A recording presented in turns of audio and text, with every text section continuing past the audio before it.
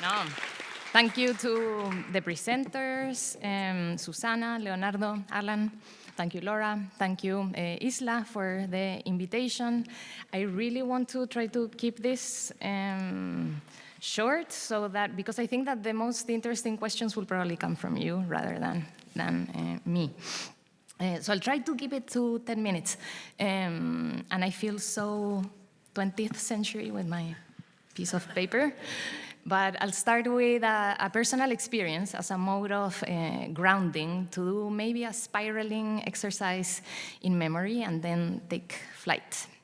Exactly 5 years ago, I was invited to this symposium, which was then in its 4th version, titled Erasures, Excisions, and Indelibility in the Arts of the Americas. It explored important forms of historical omissions, from hidden memories of the Brazilian military dictatorship to Mexican immigrants and how their bodies have been interpreted as physical threats that need to be sanitized, queer archives of AIDS, among many others. I was a discussant in a panel on destruction and disappearance, and my feeling back then was one that I could only describe as disquiet. I saw in the papers gleaming theoretical apparatuses and razor-sharp arguments, but it was like contemplating beautifully faceted gems that were being held in the hand, and yet nothing was being done with them. No windows were being broken, no walls scratched, no offerings made. I don't know if my appraisal of uneasiness was accurate or inaccurate, fair or very unfair, but what I feel this time around is rather different. It is as if within the depths of these great shadows we're living in, there is this incredible light that is palpably defying hegemonic habits.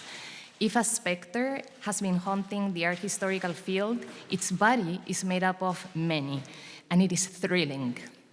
Perhaps this excitement responds less to a sense of the new than of finally, as if the field is at last being cracked open, an expansion that feels like breathing, not conquering. The curious contradictory thing is that this thrill is embedded in the deepest pain, as the presentations we have heard today have so thoughtfully articulated. It is dealing with some of the most violent attempts at erasure, the ongoing trauma of colonization of the so-called Americas, the asymmetries of power, the imposed forms of racial and ethnic inequality, the ongoing exploitation and genocide, and continuous attempts to render certain histories as non-events, non-existent, minor. A violence manifested in the gestures of intentionally rendering invisible archives, histories, practices, images, artifacts of repressing memories, particularly of indigenous and Afro origins, of racialized peoples, and of their entanglements as a product of colonialism, and the continuous neglect that, as Leonardo has pointed out, has also been consistent in Euro-American art historical analysis, whether it is of whole regions, specific peoples, or classes of objects. So perhaps the main gesture of dissidence that has been occurring regarding our history and the decolonization of its practices, starting with its relation to time, that is the focus of this symposium, is a set of parallel actions kept in perpetual movement and change, which is pretty much the state of things and relations, as indigenous knowledges constantly remind us. On one hand, a paying attention to the ongoing reclaiming and assertion of marginalized memories, and I mean something else than mere inclusion, for this reclamation is not meant to fill in the gaps of existing canons and dominant histories. Rather, it implies diving into those apparent absences as wells of knowledge to conjure the many voices dwelling in them, perhaps sometimes dormant, perhaps just underground, very much alive, as Alan has suggested, and strong even though still dismissed.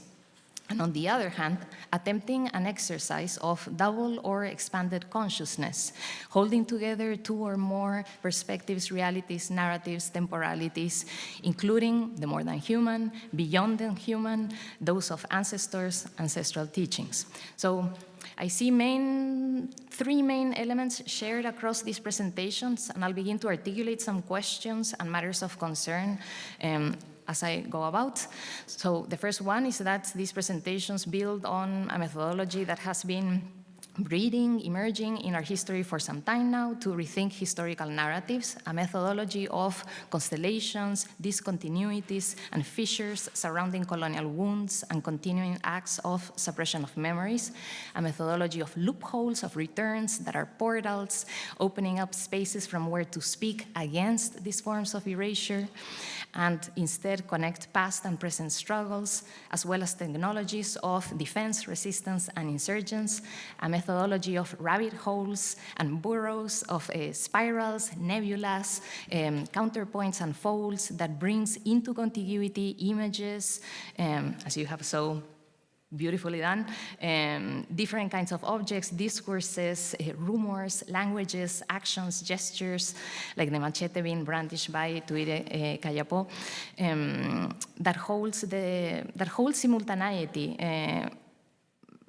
a multiplicity of temporalities, spaces, narratives together, examining entanglements as much as parallels and distances. A methodology that instead of imposing, as has been mentioned a couple of times, a single unifying temporality, brings together and considers multiple temporal dimensions both in a place and across geographies to fracture images of national hegemony and belonging, to destabilize discourses on the necessity of progress, to contest the reappropriations of images that dehumanize, to counter contemporary acts of forgetfulness orchestrated by nation states, multinationals, and to write other anti-hegemonic histories and imagine, hopefully, post-capitalistic futures. A methodology, in short, that also, as Alan has presented, has lived in art and in the cosmo-practices of different communities, indigenous, Afro, and racialized communities for a long, long time, but which perhaps has become even more embodied in art history now as we become more conscious of its and our ability as art historians to create, accompany, and become potential futures. This methodology is intimately linked to the question of value, not only a critique of anachronism, reframing, and disarticulating notions of dependency and artistic merit that have predominated and are based on Western parameters, notions of mastery, masterpieces, and slave pieces, as Josefina de la Maza has proposed, of high and low, art craft, traditional and contemporary, but also a critique that is linked, as you mentioned, Leonardo, to visual sovereignty, trouble pronouncing this word, sovereignty, and to the parallel recognition of different forms of political, social, ceremonial organization and structures, like quilombos or the cantones, to mention two that have appeared here today, and technologies from divination, as anticipating maybe AI, among other things. In this sense, some of the presentations point to the need to expand notions of value and revise them in relation to forced labor, as you were mentioning, and racialized categories and practices, dismantling what Susana cited from Denise Ferreira da Silva, like the scene of value. So all of this makes me wonder also about what we're not seeing, maybe, what kinds of violence we might be reproducing in our historical and artistic practices, particularly the problems of recreating polarizations, binaries. So, for example, when expanding notions of ancestry, as was mentioned in the case of Jeviana, or in the proposals of Andean futurism presented by Alan, how do we attend to internal differences among those reclaimed ancestries without homogenizing, without imposing a new form of cultural hybridity or all-encompassing categories that flatten out the specificities of time, place, and cultural experiences? How do we work with indigenous traditions, especially when they are being reinvented with resurgences without forcing external claims to authenticity or trying to moderate as arbiters? What kinds of ethics are built into our historical and artistic practices that involve reciprocity with artists, with the spaces they inhabit, with their communities? And even when critiquing national narratives, what happens when these are also more entangled and messy and not not so linear and homogeneous as they pretend to be or we would like to imagine them. So a second note has to do with the materials and objects explored, the archives and technologies of memory. So on one hand, we've seen archives that are very physically embodied, even if absent, apparently lost or erased. Most of the focus has gone to the use of material culture and other visual forms that affect our history of insurgents, rebellions, and how these are transmitted and communicated. Of memories that are built upon the ephemeral and what seems minor versus materials and formats that are given more value.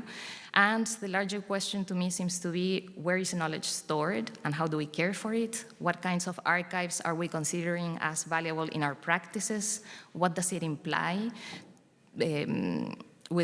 To work with non-conventional archives, personal living archives, with oralities, for instance, with non-human archives, or archives that are stored in the body, in objects themselves, in the keros, for example, or the tokapus that Alan and Cindy Ramirez explore as just one example. And connecting to something that Alan mentioned as well, what about the archives that are spiritual, that are metaphysical, that appeal not only to different experiences and understandings of time, but also to spaces where, how they are accessed. What happens with other repositories of knowledge in dreams? So what languages are we attending to? And a question in general for all of you is, if archives have political, aesthetic, and affective dimensions, how do you relate to them? And how does it affect the art histories that you write? So finally, a third node has to do with the relations that we have with each other and with language, the language that we employ, with which we conceptualize, just as this symposium is taking the idea of this concept developed by Miguel Lopez in an attempt to decanonize and support conceptualizations produced outside English academia. Alan brought up the term hammock. I hope I pronounced it correctly. Maybe, maybe not.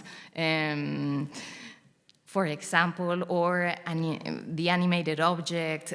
So I wonder how our theoretical languages tools might still be related to hierarchies of knowledge and the importance of re-articulating the notion of, for instance, theft and speaking directly of it in relation to dispossession, or how indigenous and African linguistic elements in their historical movements and interactions produce different sovereign forms, understandings of time, space.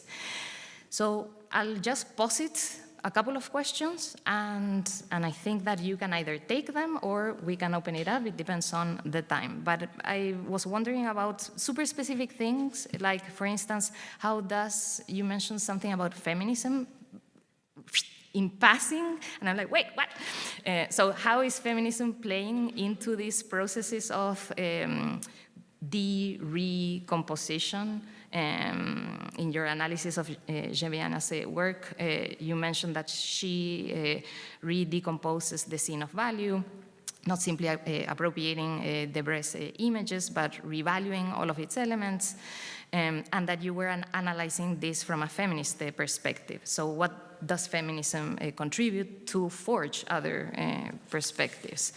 I also want to direct the same kind of question to you because, Leonardo, even in the levantamiento, though you point out that it has been simplified, fragmented by nationalist narratives, there is also the question that it is still read as a male-directed history. And I'm thinking of Gladys Sulsul, and like the questioning that she has been doing, revising male-oriented histories of levantamientos within the cantones when women have participated too.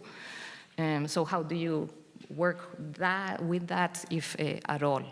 I was also thinking, Alan, of how do we avoid new formalisms? This is a question that you brought up, but I sort of deflected back to you, especially with the Andean Futurist Manifesto, where there's this concept of decontextualizing archaeological, especially pieces or places.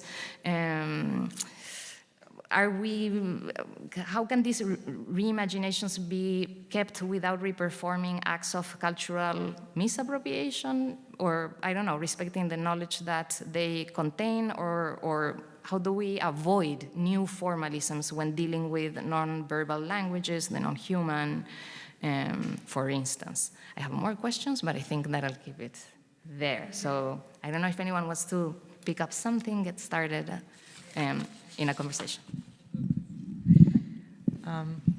Well, thank you for such a generous analysis of our presentation. It was great to hear. So I think I'm going to give a long answer, but I promise that I'll get to the point. It has become very common to associate Geviana's work and the work of her generation with Saidiya Hartman's term, critical fabulation. And I agree that these are critical fabulations, but I guess I wanted to take this argument a bit further, and that's why Denise Ferreira da Silva work really helped me understand that the scene of subjection was also a scene where value was being expropriated. And of course, this conversation, Denise's work and Geviana's work and my analysis and how I bring together this is happening also in dialogue with Veronica Gago's notion of formulation of that, as well as in the sense of we have been experiencing through this new feminist wave of our time that links the subjugation of women's bodies with the expropriation of territory and labor.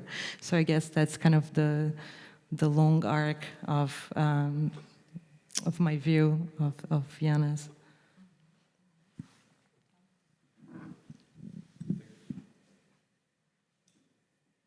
Thank you for your question.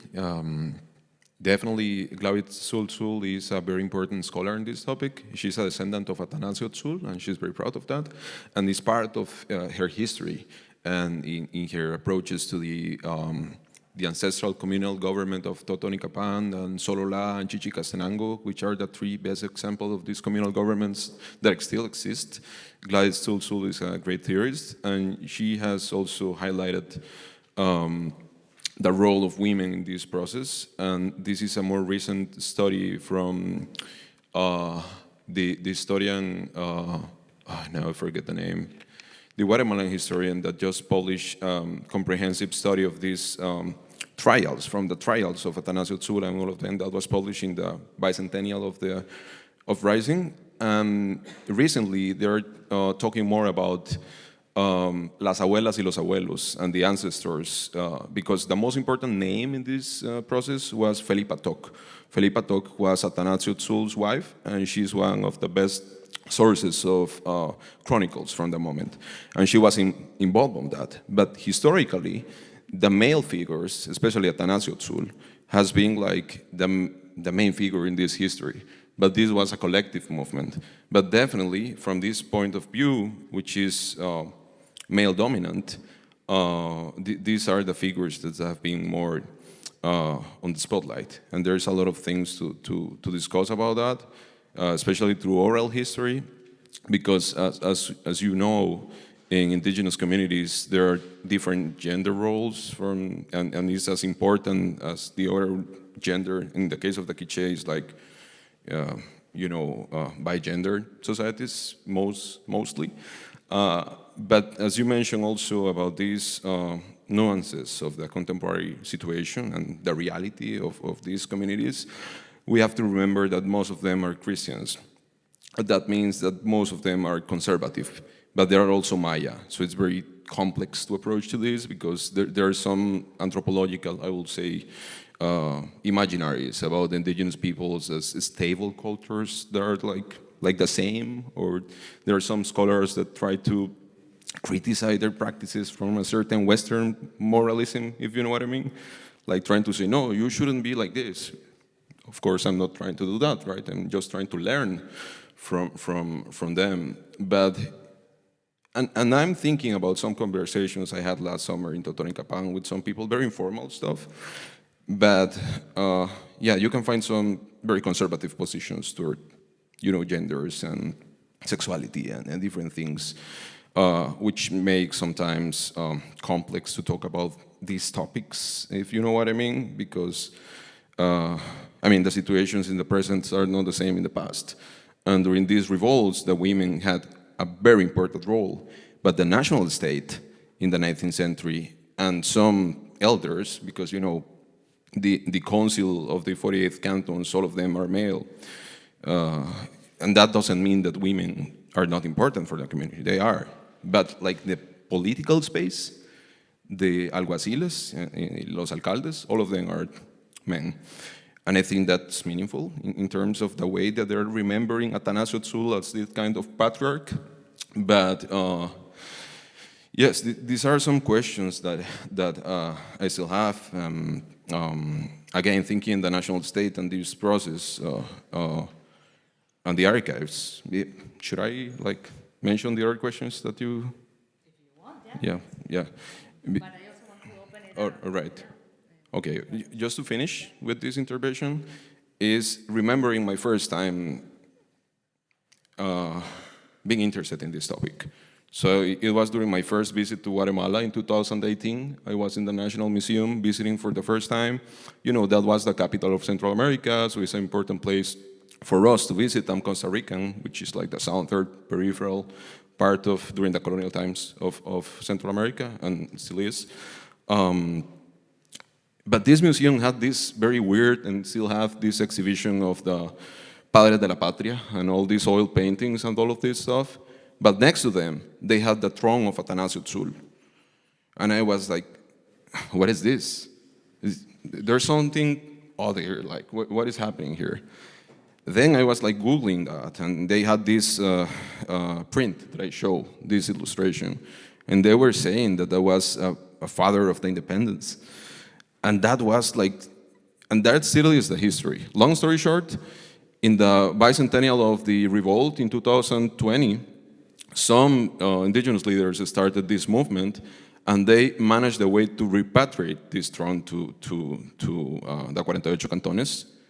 However, in the public conference that the government made, the president at the time, and the Ministry of Culture, they were insisting that was the prócer de la independencia. And the president of 48 cantones at the time,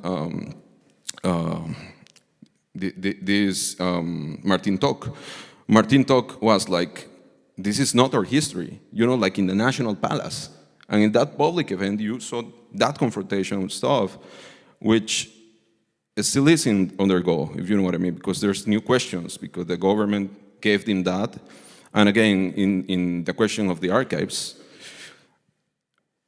it's very tricky, because there are things that you shouldn't know, for me as an external person, and I respect that, and I understand that. There are things that I won't know, and that's part of the things that I've been discussing with my advisors and with myself, of course, and because these are very important questions that usually the academy give us this agenda of things to know or to read, but when it comes to living culture, it's, and especially, I'm not from that country, I'm not from that culture, but there are similar processes in our region. So these are, yes, some things that are related to language, but I'm going to finish with this. Yeah, no, thank you for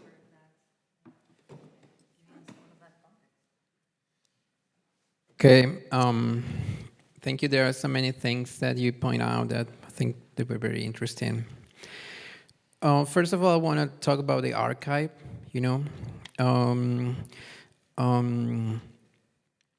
yesterday I went to the Met Museum to see the exhibition on tapestry and abstraction. And I was very impressed because all the Andean tapestry were made by unknown artists.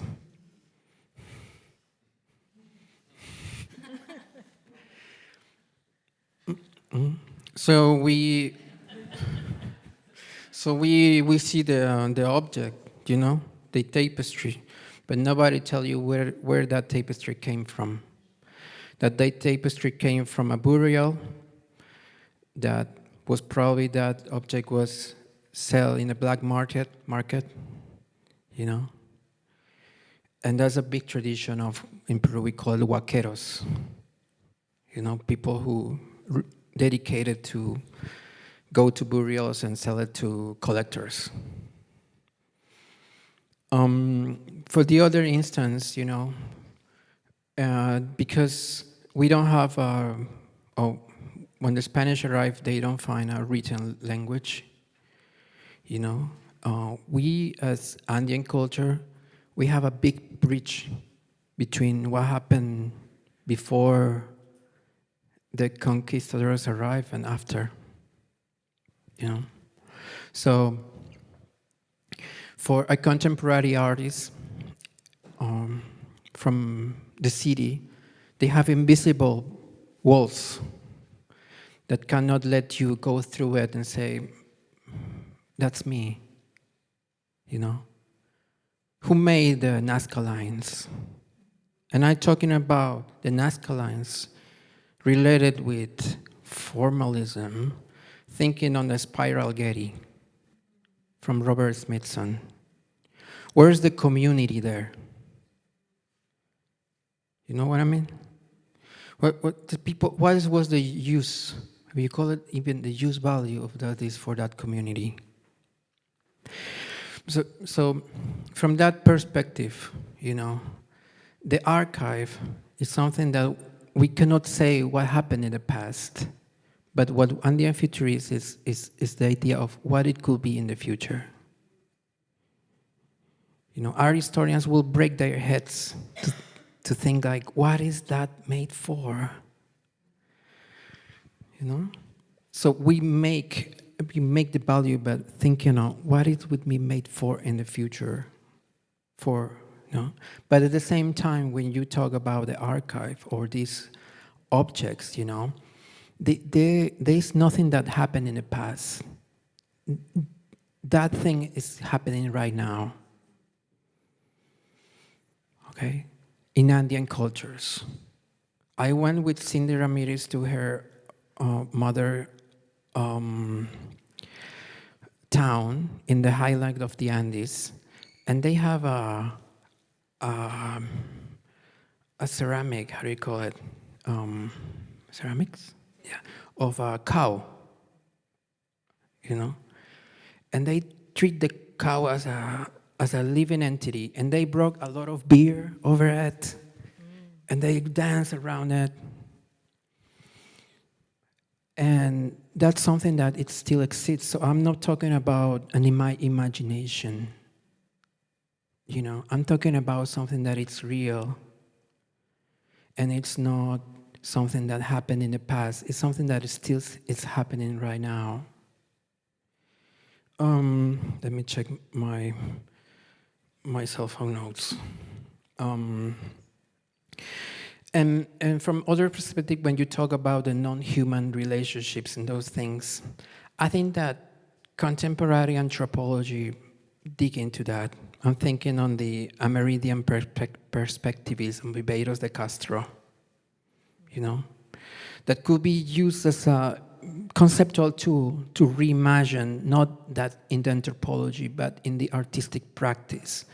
What was the relationship between the object and the subject? You know, that perspectiveness could open you up to a different types of relationship with non-human entities. And yeah, I think that when you this relation with this new formalism that I'm really I quote Joseph Albers, because in this book they make an exhibition here, Joseph Albers in Mexico, you know, and he got there's an essay of him.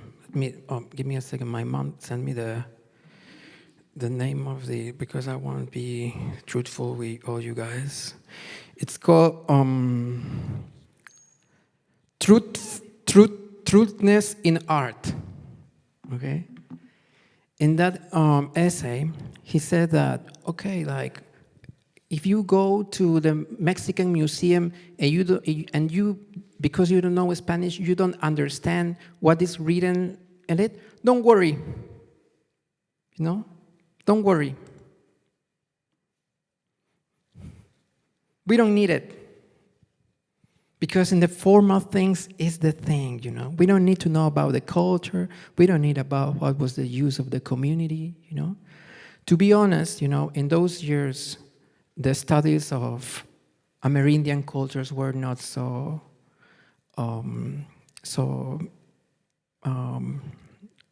now there's a lot more than way back in the early 20th century, you know, to be truthful with Joseph Albers. But yeah, it's something, and also about territoriality. That's something that is very interesting. When I'm in Lima, in the capital, and I talk with my friends, yeah, we are Andean people. They say like, no, we're not Andean. We are from the coast. Oh, so you're not Andean. No, who are you? Who are you? Coastal. Who you go? But it's because of these invisible walls that not let us think we are the future of the creators of the Nazca lines. You know? What are we going to use it for? It's something that we have to imagine.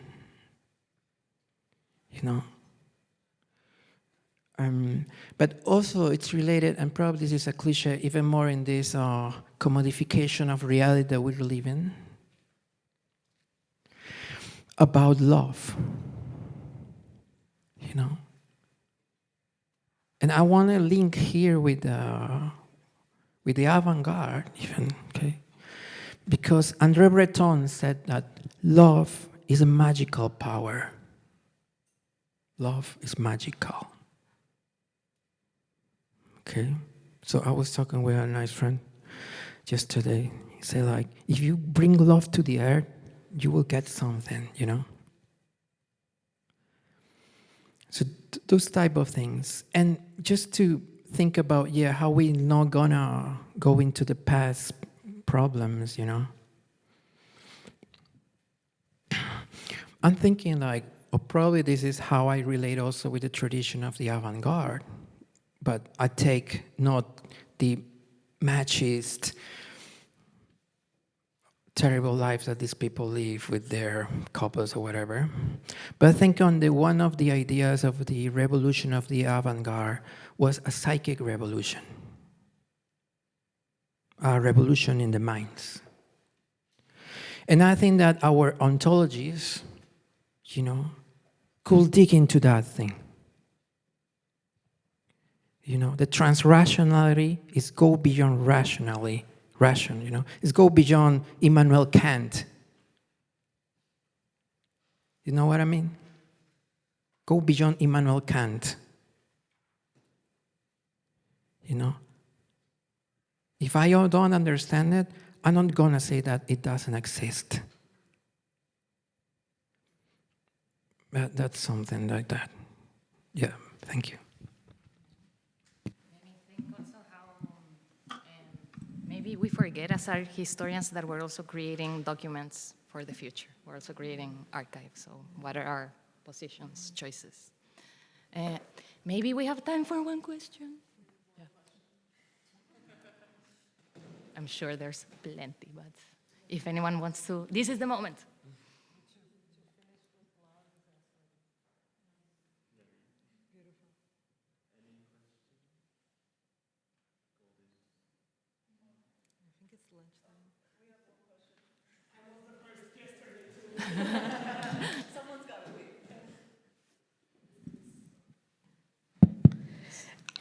I have a comment for Leonardo. I loved your presentation. When I took the Latin American Art History Survey course in the University of Puerto Rico, where I teach, 2 years ago, it is divided in 2 courses. So the first one goes up to colonial art history, from the first peoples until colonial art history. And when I received the syllabus that was used by previous professors, I noticed that it was only like colonial art history and always talking about, the European perspective of colonial art history. And I was like, this is assuming indigenous people stopped existing, stopped producing. They were not thinkers. And also, black people that were brought to the Americas to be enslaved didn't produce any art, didn't think about art, were not creative.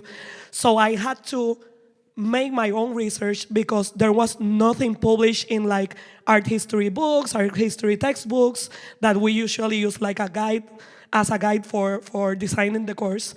And I was like, okay, I need to add maybe Haitian BBFA and sequin, I don't know if you know that, the sequin textiles that they use in their altars, also Guatemalan textiles, which I can also recommend when you were talking about, gender in this perspective.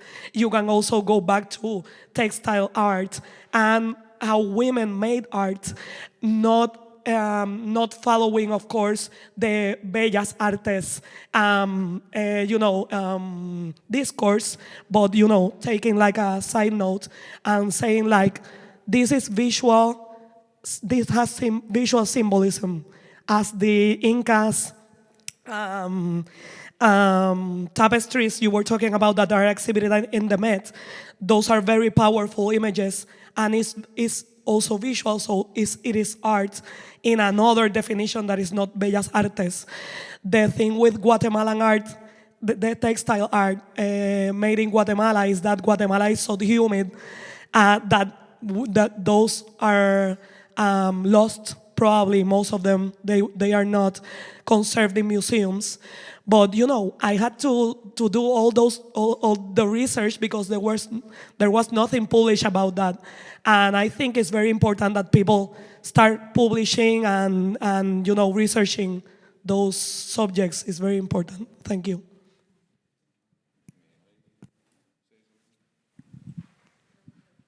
Briefly, yeah. Muchas gracias. I can relate to that, definitely. And I just wanted to add that, so at least in Costa Rica and Guatemala, there are the places that I know better. But I think this applies to all Central America. We don't have a lot of ethnical diversity in academia.